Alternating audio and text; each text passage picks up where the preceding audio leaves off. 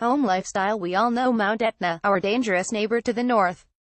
Active as it may be and charming in its own way, it is not exactly something we would call exotic.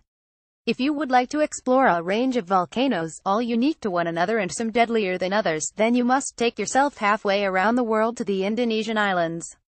One volcano that I would describe as exotic, spiritual and unique for most of its neighbors is the active Mount Batur, located close to the infamous Mount Etna, in northeast Bali.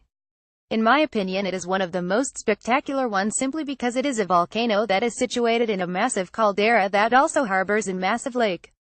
A lake in which one may bathe, go to the thermal springs found on the banks of this lake and enjoy the many vistas available. It's a pretty straightforward place to get to, and if you are not going to get there with your own transportation, there are many tours that leave from Ubud, Lavina and Kuta.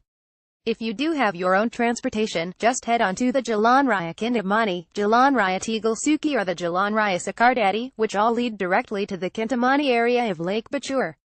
Other options would be with day drivers that will take you there and to other spots. The best option though would be to literally sleep either up on the caldera rim or down next to the lake.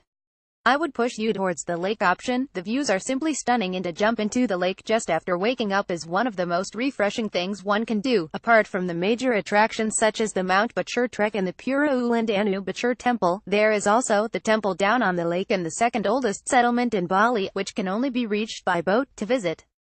On top of these you can relax and check out the hot springs by the banks of the lake, and there are countless other chill-out areas that you can walk around and explore, then relax at. All these activities can be seen within 2 days, 3 days comfortably if you want to really take it all in. The Mount Batur Trek itself is the most major attraction in the area, more than Agong, simply because it is a more variable trekking level than Agong. You start from down next to the lake or on another path that passes a very old temple ruin. It would take between 1 and 2.5 hours to ascend up to the sunrise spot, depending on your level of fitness. The sunrise spot itself has some stunning vistas of the lake and the other side of the caldera, overshadowed by Agong behind it. In the distance, you can see the ocean and the infamous Mount Rinjani, found on the island of Lombok. Skip back a few editions of Vita to view the information on Lombok. On the other side of the sunrise spot is the volcano crater, which offers more stunning views and, depending on the volcanic activity, a steamy and eerie effect. You will then have the options to proceed up and around the crater itself, head to the caldera lookout, or simply head back down. If you venture on, you will come across a couple of hive-like spaces, cut into the rock, that emit a high volume of hot steam. Here the guides cook breakfast every morning for their guests.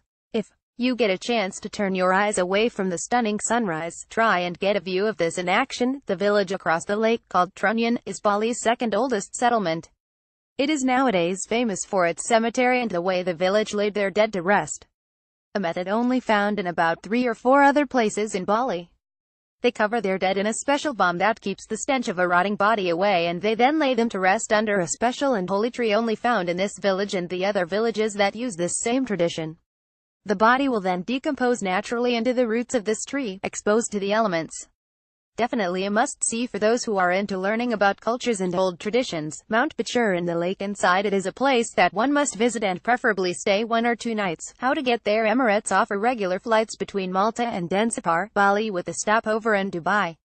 Flights departing from Malta on the 20th of October and returning on the 2nd of November were priced at €1,137 including tax at the time of going to print. Total flying time is approx. 24 hours.